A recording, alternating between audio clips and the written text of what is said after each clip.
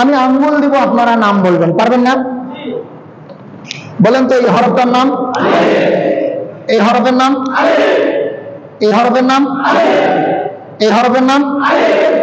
এখানে মোট কতটা আলিফ? 4টা আলিফ।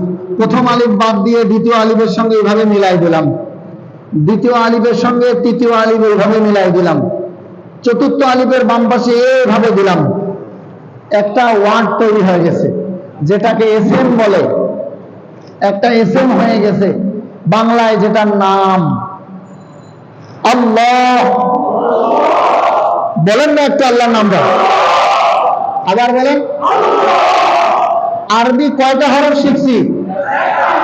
কয়টা? হরফটার নাম। এই 4টা আলিফ একত্রে করে মহান সত্তার নাম লিখতে পারলাম। সত্তার নামটা একটু সকলে বলেন, আল্লাহ। যখনই বান্দা